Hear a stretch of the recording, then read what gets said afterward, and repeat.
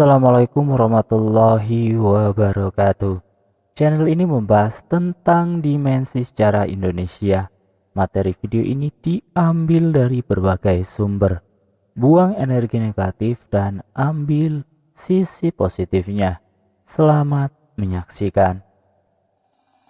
Meneladani ketokohan Prabu Siliwangi. Kepopuleran Prabu Siliwangi di kalangan masyarakat Sunda dan Nusantara sangatlah tinggi, sehingga kadang melampaui dimensi sejarah dan menembus batas mitologis dan legendaris.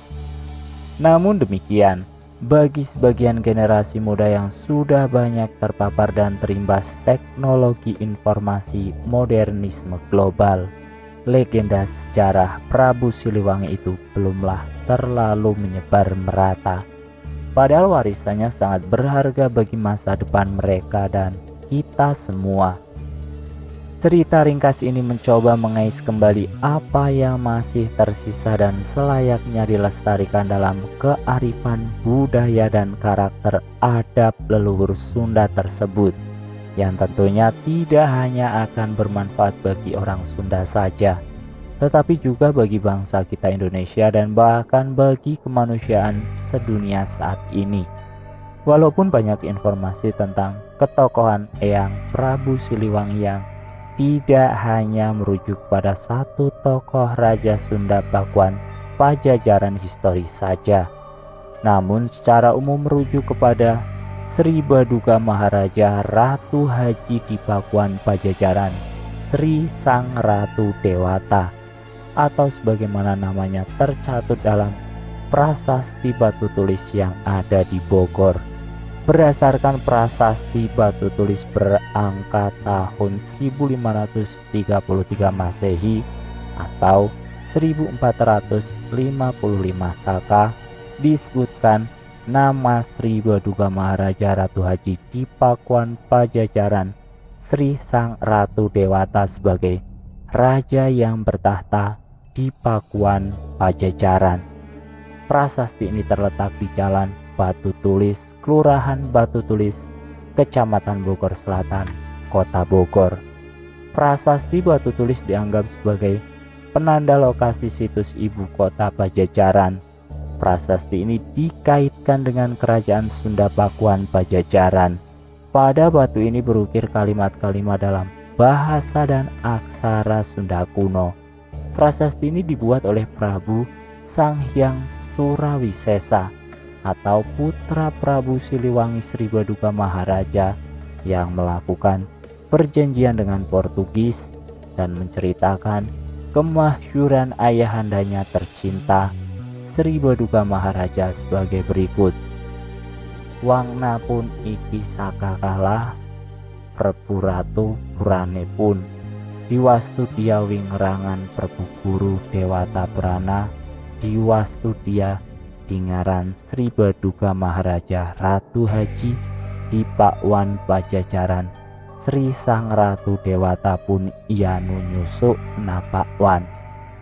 Dia anak Rahyang Niskala Sang Sida Mokta di Kunatiga Incu Rahyang Niskala Wastu Kancana Sang Sida Mokta Kanus Larang Yasia Nungiun Sakakala Gugunungan Ngabalai Ngian Samida Ngian Sanghyang Talagarena Mahawijaya Yasia pun Isaka Panca Pandawa Bambumi.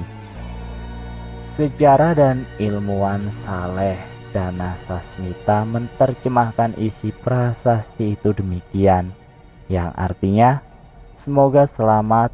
Inilah tanda peringatan Prabu Ratu almarhum. Dinobatkan dia dengan nama Prabu Guru Dewata Prana. Dinobatkan lagi dia dengan nama Sri Baduga Maharaja Ratu Aji di Pakuan Pajajaran, Sri Sang Ratu Dewata. Dialah yang membuat parit atau pertahanan Pakuan. Dia putra Rahyang Dewa Niskala yang dipusarakan di Kunatiga, cucu Rahyang Niskala Wastu Kancana yang dipusarakan ke Nusa Larang. Dialah yang membuat tanda peringatan berupa gunung-gunungan, membuat undak-undakan untuk hutan Samida, membuat Sang Hyang Talagarena Mahawijaya dibuat dalam tahun Saka Panca Pandawa mengemban bumi. Dengan demikian, keberadaan kerajaan Pakuan Pajajaran Bogor tidak bisa dibantah lagi bukti-buktinya. Walaupun ada salah seorang sejarawan yang menolak dan menganggap kerajaan Pakuan Pajajaran dan Prabu Siliwanginya cuma mitos saja. Salah satunya yang terkuat adalah prasasti batu tulis yang sudah diterjemahkan bahasanya, skrip atau tulisannya oleh beberapa ahli, diantaranya oleh Frederick pada tahun 1853, Hull pada tahun 1869, Plate pada tahun 1911, Purbacaraka pada tahun 1921 dan Nurdwin pada tahun 1957.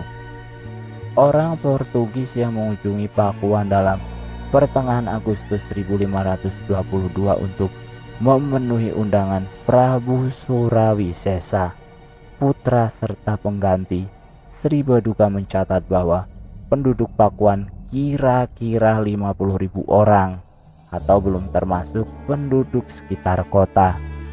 Tom Pearce dari Portugis itu juga mencatat kemajuan pada zaman Sri Baduka. The kingdom of Sunda is justly governed. They are true men, atau kerajaan Sunda diperintah dengan adil. Mereka adalah orang jujur juga.